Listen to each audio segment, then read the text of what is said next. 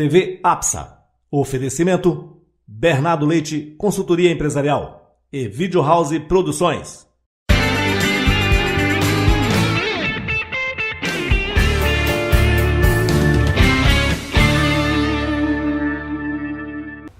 Olá, amigos da TV APSA, estamos aqui no estúdio da Video House justamente para falar sobre os temas relacionados à gestão de pessoas. Esse é mais um programa da série Conteúdo. Dessa vez vamos falar sobre as tendências de RH, sobre a transformação de RH, e para isso trouxemos uma pessoa bastante amiga, uma profunda conhecedora do assunto e uma estudiosa, Roberta Yoshida. Olá, Roberta, como vai? Oi, Ângela, obrigado. Agradeço o convite da diretoria da APSA e espero aqui agregar algum valor nessas nossas discussões com relação a recursos humanos, que é a minha paixão.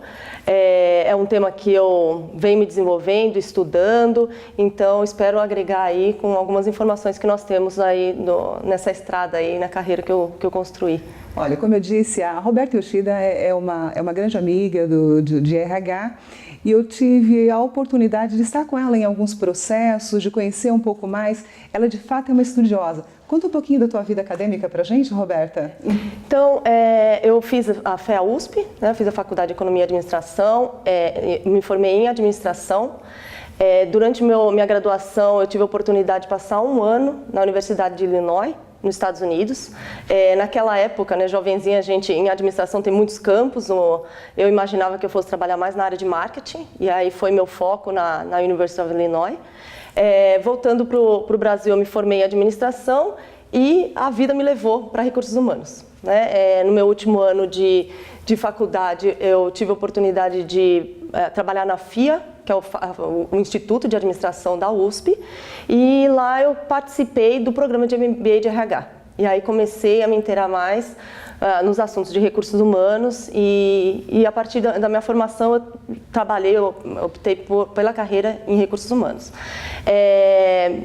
Trabalhei desde 99, eu estou na área de consultoria em gestão de capital humano, e optei por fazer também o mestrado, né? Então eu fiz um mestrado na PUC de São Paulo, que me dava também a possibilidade de manter minha carreira e estudar ao mesmo tempo, que algumas faculdades não permitem isso, né?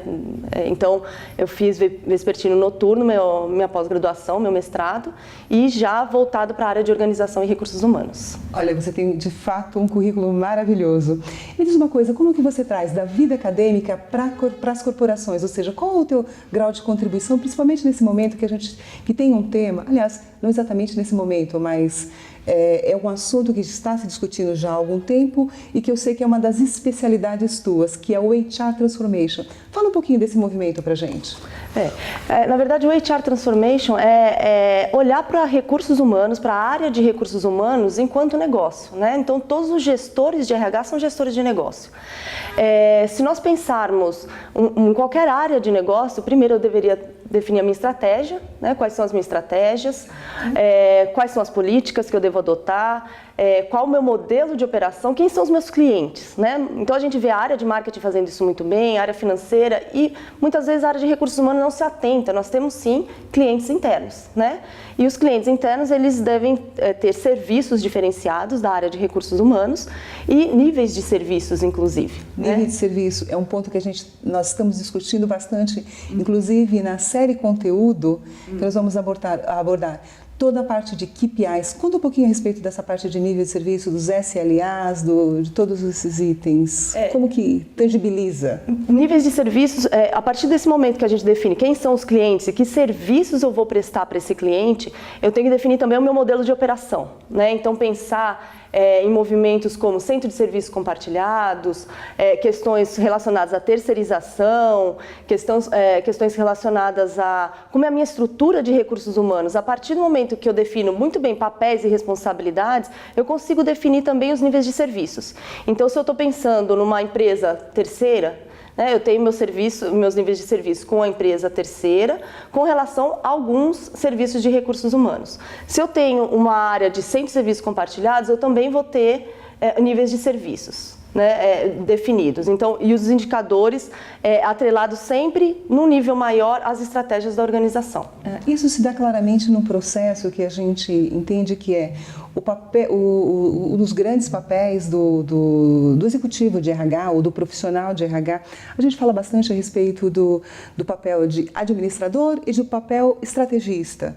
Então eu vi no material teu, Roberta, que lá fala de 4 pontas dentro do administrador, que tem a parte de qualidade e eficiência, e dentro da parte de estratégia, que você aborda também bastante pontos relacionados à articulação e otimização. Você pode falar um pouquinho a respeito dessa estrutura? Esse, para mim, é um grande leque e traduz realmente o que se espera, qual a expectativa da companhia, da empresa. Não estou falando só de CEO, não. Quando a gente está falando de clientes internos, é justamente os funcionários, de uma forma geral. Então, dentro dessas expectativas, como que o RH pode se estruturar nesses papéis para atender, e aí sim com os determinados níveis de serviço. Então são 2 grandes papéis, né, como você mencionou, Ângelo. O líder de recursos humanos e aí todos os profissionais, eles têm 2 papéis muito bem definidos. Um como estrategista, e aí ele tem que sim apoiar o negócio nos seus desafios de crescimento, de expansão, olhar para questões de gestão de talentos, estruturar uma área que pense em melhorias dos processos, em melhorias das políticas e esteja sempre olhando para o mercado, né? Então, o líder de RH e o profissional de RH estrategista, ele tem muito esse viés de olhar o mercado, olhar meus concorrentes, olhar os desafios do meu negócio, para conseguir aí sim apoiar os líderes de negócio e os profissionais. Por outro lado, tem uma questão de administrador mesmo, né? Eu não posso descuidar de questões transacionais, de questões de compliance, de questões de eficiência. Então, esse outro chapéu e esse outro papel de recursos humanos, ele é muito importante. Então, a partir do momento que eu não tenho a minha casa arrumada, né, a base, o fundamento da minha área de recursos humanos funcionando, os meus profissionais sendo remunerados na data correta e da forma correta, por exemplo, eu não consigo ter tempo para ser um estrategista. Então, esses 2 papéis são importantes, é importante que o RH olhe e se perceba enquanto administrador, apoiando conselhos de administração, apoiando o CEO, apoiando o COO e o CFO, em questões de compliance, em questões transacionais e, claro que dando um nível de conforto mínimo para todos os empregados da organização. E aí sim ele vai ter fôlego para olhar para o outro chapéu dele, que é extremamente importante e tem sido a expectativa do negócio, que é um papel dele mais estrategista. Tem um ponto que para mim, tem uma máxima na realidade, dentro do RH, que a gente fala que não há estratégia de recursos humanos que sobreviva a um problema de holerite. Então, quando a gente fala desses dois papéis, do administrador, do estrategista, é algo extremamente complexo. Num dos programas da série Conteúdo, nós estamos abordando a parte de contabilidade, ou seja, de ferramentas que o RH tem, nós estamos falando aí dos KPIs, que provém de contabilidade, da área de finanças, para ele poder tangibilizar o negócio. E aí, justamente, trabalhar nesse leque das estratégias. Então, o HR Transformation, que é esse movimento que vem sendo discutido, que vem sendo implementado pelas organizações, ele é um movimento local? Ele é um movimento global, inclusive, né? Então, globalmente, as empresas, as grandes organizações, elas estão olhando para os seus recursos humanos em nível global, né? Empresas multinacionais brasileiras estão olhando em como melhorar a área de recursos humanos, considerando que os profissionais estão espalhados geograficamente, os profissionais estão espalhados globalmente. Então, como eu faço do meu RH uma área mais eficiente, mais eficaz, não descuidando da questão de custos, né? É importante dizer que eu não posso pensar, eu vou ser administrador, eu vou ser estrategista a qualquer custo, né? A organização tem sim preocupações de custos, mas fazer da área de recursos humanos realmente um parceiro de negócio e ser mais eficiente efetivamente nos seus papéis, nas suas responsabilidades. Ok. Bom, abordamos bastante essa parte de papéis de recursos humanos e vamos para o próximo bloco falar a respeito de tendências.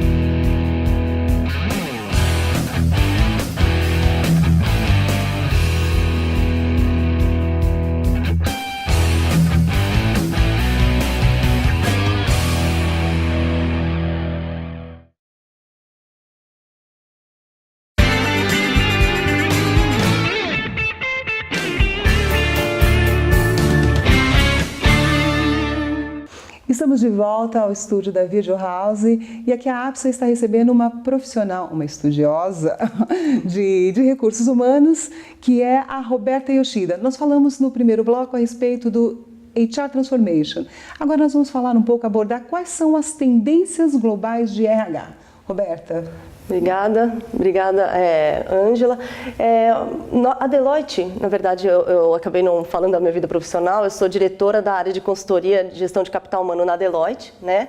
E aí mês que vem eu vou estar fazendo 14 anos. Uau! Quase debutando. E nós geramos muitos estudos, né? Inclusive sobre tendências globais. E fazendo até um link com o nosso bate-papo do último bloco, o que nós entendemos desde o ano passado, e isso continua sendo uma tendência para 2013, que existem 2 imperativos para recursos humanos. Um é apoiar o crescimento do negócio. Então, nós fizemos algumas pesquisas com CEOs. E qual é o desafio, o grande desafio do CEO, era para 2012 e realmente vai continuar para 2013, é crescer o negócio, expandir o negócio. Então, para recursos humanos, de uma forma direta, o crescimento, apoiar enquanto recursos humanos, esse crescimento do negócio é o desafio número 1. E o segundo imperativo para a área de recursos humanos é não descuidar da sua eficiência. Então, a eficiência dos seus processos, a eficiência das suas políticas e, claro, não descuidando da parte de custos. Então, fazer da minha área de recursos humanos uma área de recursos humanos eficiente, minimizando riscos e que as transações também ocorram de forma suave. Então, crescer, ou seja, acompanhar o crescimento, a expectativa de crescimento que se tem, principalmente para o mercado Brasil, né? Ou seja, esse momento o Brasil, ele requer crescimento, ou seja, a gente tem que aproveitar as oportunidades. E daí você disse no segundo ponto, além de crescer e de ser eficiente. Então, quando a gente fala de eficiência, tem alguns pontos que para mim são extremamente importantes. Um deles é fazer da melhor forma, ou seja, ser produtivo. E outro, fazer sem risco. Exato. Então, a eficiência tem todo um viés de risco, principalmente num ambiente altamente complexo como é o ambiente fiscal e laboral aqui do Brasil, né? Como é que você enxerga que os profissionais de recursos humanos estão trabalhando com isso? Ou seja, você até mesmo no teu papel de consultora, de diretora da Deloitte, como que você está auxiliando os RHs a trabalhar essa tendência, a se preparar para um novo momento? Na verdade, a gente tem sido procurado por muitas empresas que estão repensando o seu recursos humanos, sua área de recursos humanos. Então, assim, existem modelos que vêm tradicionais. Será que não existe uma forma mais eficiente de fazer o que eu sempre fiz?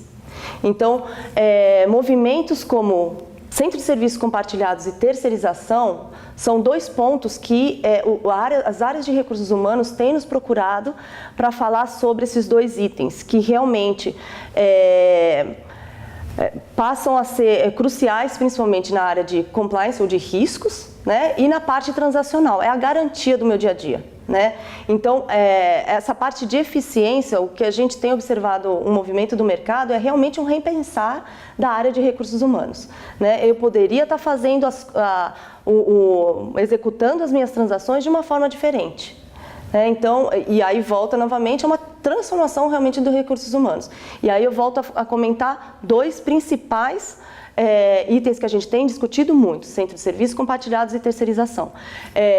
Para fazer da minha área mais ágil, né? Harmonizar processos. Então, a palavra harmonização é muito importante. Né? Muitas vezes eu tenho entidades diferentes, negócios diferentes. Converge os requisitos, você tem empresas, culturas diferentes que você precisa harmonizar, ou seja, trazer para um ambiente único, para um pensamento, para uma atmosfera única também.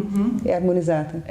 Harmonizar. Então, nessa questão da eficiência, isso que a gente tem discutido mais com os nossos clientes. Eu acho que tem um ponto aí que eu sou uma profissional de outsourcing, de terceirização, e tem alguns itens que, com relação a pessoas, isso para mim é bastante forte. Quando você fala, né, Roberta, de terceirização e de centro de serviço, que nós estamos falando, trazer para um determinado ambiente de expertise uma estrutura. E para reter pessoas, talvez esse seja um caminho. Por que é um caminho? Quando você traz pessoas que vão ter foco naquele processo, ou seja, por exemplo, folha de pagamento. Folha de pagamento não é uma atividade fim da empresa, então é uma atividade altamente terceirizável. E quando você traz a pessoa, o profissional, o nível de especialização dele vai ser muito maior. E o nível de retenção também tende a ser maior, porque você vai cuidar dele porque ele é o teu negócio. Aquele recurso humano é o teu negócio. Então, ele deixa de ser parte da estrutura, mas ele passa a ser um organismo vivo, um organismo para servir, para estruturar e para ser apoio e suporte à estratégia. Eu enxergo muito isso na minha visão de uma profissional de outsourcing que amarra com a visão da estrutura. E nesse movimento, Ângela, acho que vale a pena citar duas tendências globais também que ficaram bastante evidentes nas nossas pesquisas. Uma questão é a questão da mídia social. Então, a mídia social, há alguns anos, a gente lembra que muitas organizações proibiam, ou restringiam o acesso a diversos sites da internet, a sites de mídia, a comunicação online, e hoje passa a ser uma ferramenta de trabalho. Então, esse repensar recursos humanos, repensar como eu posso atender o meu cliente, ser mais eficiente, passa também por entender que existe essa mudança no ambiente. Que linguagem estamos falando? O que estamos utilizando, né? Exato. Então, assim, um atendimento, ele passa a ser... o meu profissional, ele entra na organização, ele está conectado 24 horas por dia, Então, talvez um movimento de centralização e atendimento remoto não seja tão chocante quanto eram para a geração anterior, para a geração X. Então, esse movimento de eficiência passa também por entender as demandas e os interesses dos meus clientes internos, os funcionários, os gestores. Como que eu consigo ser mais atraente, como que o meu trabalho, o que eu tenho que fazer consegue ser mais sedutor do que uma mídia social, porque você está deixando aberto. Exato. E que mensagens eu quero passar para a minha organização, para a população e até para os meus candidatos, para atraí-los para a minha organização. E por que não usar a mídia social? Que é uma ferramenta que está ali, como eu disse, 24 horas por dia, e eu tenho que usar, sim, canais diferenciados. Então, passa por todo esse repensar da área de recursos humanos. Exato. O que eu enxergo é que, às vezes, a gente, uma parte aí do mercado entende mídia como uma ferramenta de dispersão, mas não, pode ser uma chave, uma ferramenta de comunicação com a empresa, de endomarketing mesmo. Isso. E de conexão, É uma forma de conectar, Conectar todos os empregados a valores da empresa, a mensagens mesmo que a empresa quer passar, Por que não utilizar os meios que estão aí? Então, passa também por essa questão. E um segundo item que vale a pena comentar também, que aparece nas nossas tendências, é o que nós chamamos de analytics, que é a utilização inteligente de dados. Recursos humanos têm muito dados, infelizmente não usa. A área de marketing usa demais dados, a área financeira usa dados quantitativos. Mas... Analytics, esse é um tema extremamente interessante. Eu acho que você transformar dados em informação é fundamental para a gestão do negócios e até para a gestão de KPI. Vamos falar um pouquinho mais a respeito disso no próximo bloco? Vamos sim. Ok, voltamos daqui a pouco. Estejam conosco, ok?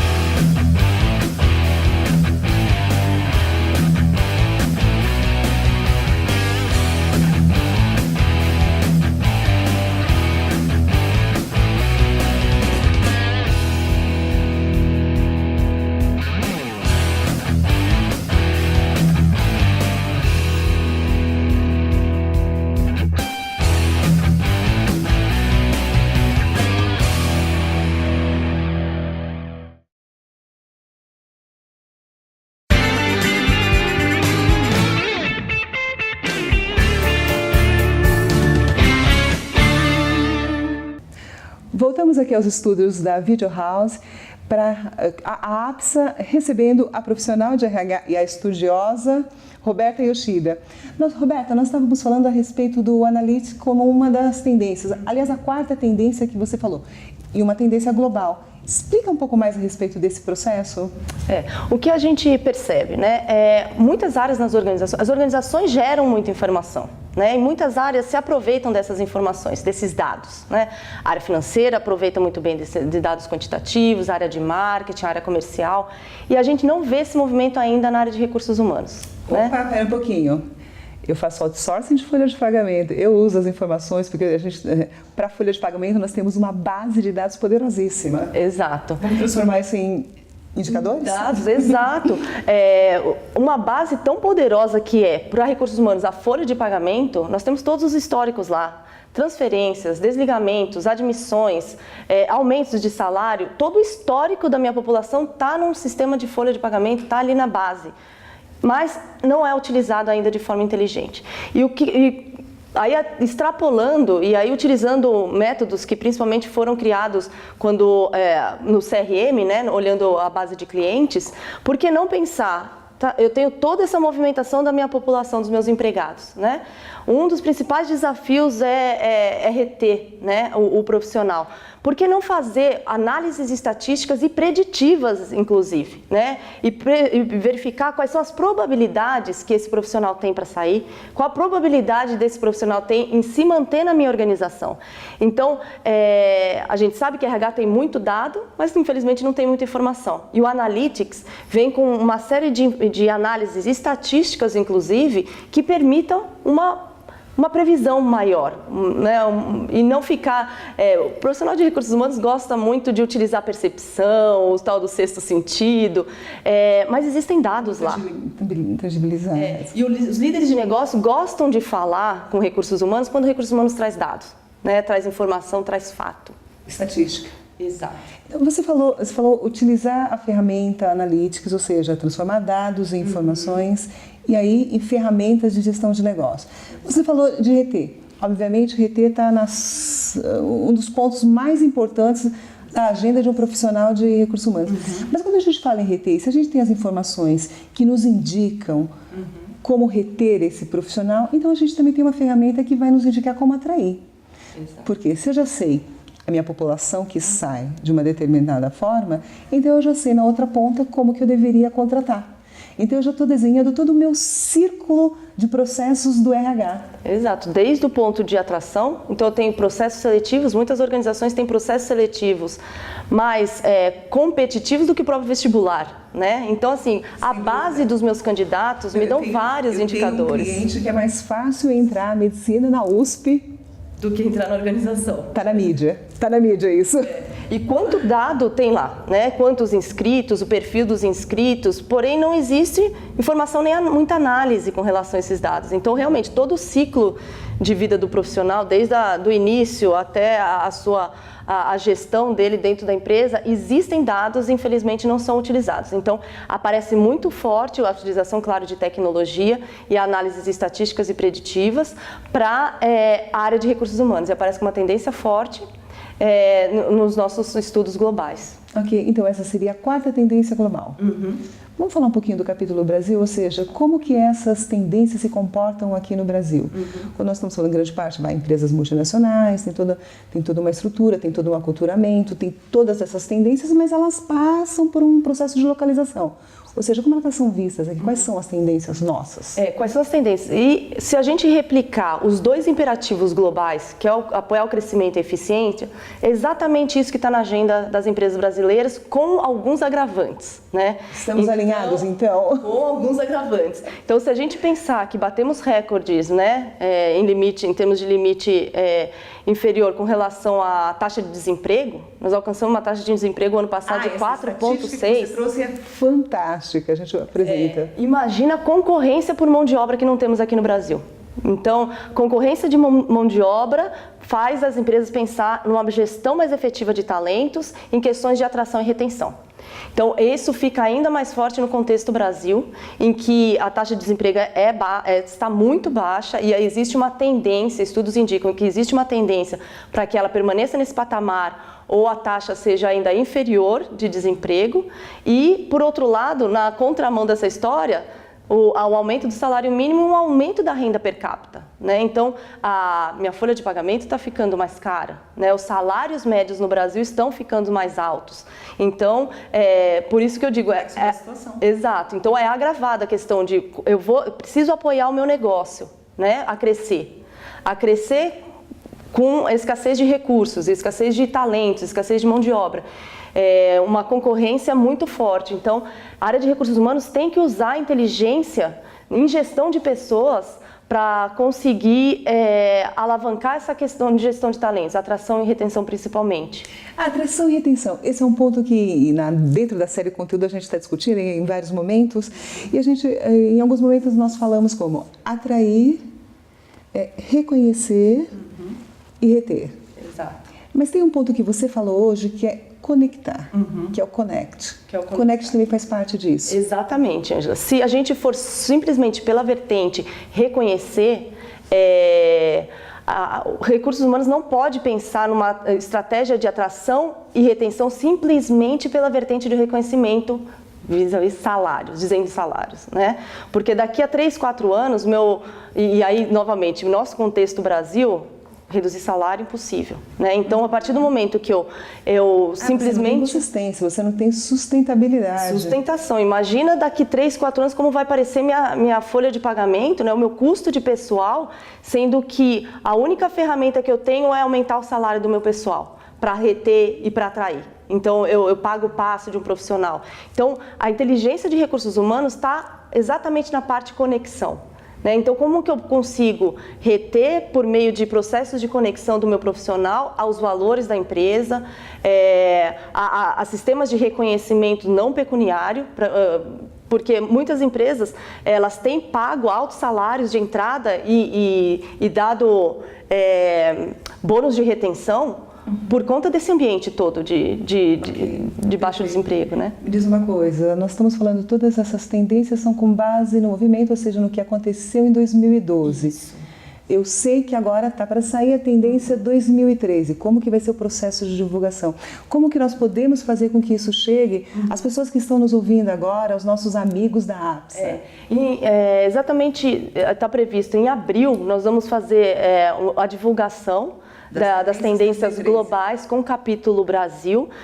Então, mês que vem nós vamos ter esse material pronto, né? Okay. Então, a gente tem algumas ações de divulgação, claro, para os amigos da APSA, a gente vai divulgar. Precisamos saber de que forma podemos ter isso. Eu sei que seria restrito aos clientes, mas eu gostaria de ver a possibilidade da gente disponibilizar isso e até ter algum fórum, tratar isso de alguma forma.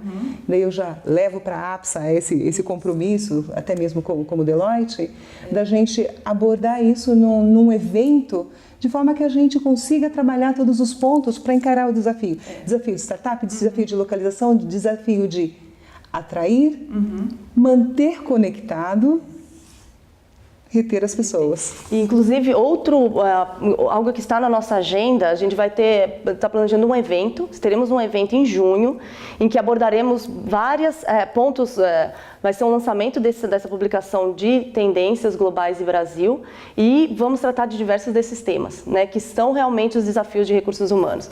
Questões que passam por compliance, questões que passam por questões trabalhistas, né, eficiência, otimização, gestão de talentos, questões inclusive que passam por globalização, né, o lidar com expatriados. Então, para junho, já fica o convite aqui para os amigos da APSA, a gente vai ter esse evento de mercado já no mês de junho desse ano. Okay. Por acaso você poderia convidar, tem um livro que é de um ex-presidente da Deloitte, a gente está falando aí do Jim Quigley, que ele fala o poder da união, e ele aborda bastante esse item de liderança, de conexão, e eu tive a oportunidade de participar de alguns eventos com ele, é algo que eu quero trazer também para disponibilizar para a APSA, algum capítulo, algum processo, algum trabalho relacionado ao poder da união, que é o que nós estamos falando, a grande agenda. Vamos conectar para conseguir traduzir essas tendências e para conseguir principalmente atender a expectativa, primeiro, das pessoas estarem conectadas e depois as agendas dos nossos chefes, dos nossos presidentes, que é uma agenda de crescimento. Então a gente tem todo um círculo aí de virtuoso, graças a Deus, né? Mas de todos esses pontos e que passa por algo que se chama execution. Isso. Que eu li alguns livros a respeito, livros de RH, de que forma que a gente traduz tudo o que se precisa através das ferramentas de recurso humano, sendo que o nosso principal ativo é e sempre vai ser, e cada vez mais forte, pessoas. Então, as pessoas são os fatores essenciais da nossa estrutura. Então, o papel do gestor de RH ele fica cada vez mais forte justamente por conta disso. Para alavancar a tal da execução, né? Do execution. Do execution. Exatamente. O execution é justamente isso, é transformar, tangibilizar, transformar, materializar tendências. Até citando um outro estudo, Ângela, nós Você não disse que ela é uma estudiosa? Também o ano passado, uma pesquisa junto aos CEOs, e um alerta foi, dentro das 3 prioridades máximas, o desenvolvimento da liderança é uma das principais preocupações dos CEOs. E aí é o link até com a questão de execução, de liderança coletiva, do poder de união. O grande elo são os líderes, né? E as organizações estão, sim, muito preocupadas com relação ao desenvolvimento de liderança, preparar os líderes, preparar os novos líderes. Perfeito. Eu acho que justamente nesse processo, talvez através do poder da união, fica aí meu compromisso de trazer para a APSA um pouquinho mais a respeito desse assunto, que é o poder da união, ou seja, como nos manter conectado e traduzir isso em resultados e atender a agenda de crescimento dos nossos sócios. Roberta, muitíssimo obrigado. Se você tiver algum estudo novo, traga para a gente. Traremos. Esperamos a tua contribuição pela APSA. Muitíssimo obrigada mesmo. Obrigada pelo convite, Ângela. E assim, nós temos realmente muitos materiais, muitos estudos e eu vou estar disponibilizando, fica o meu compromisso, alguns materiais aí para os amigos da APSA. Ok, perfeito. Muito obrigado pela sua atenção. Ainda um programa da série Conteúdo da APSA. Vejo vocês no próximo. Obrigada.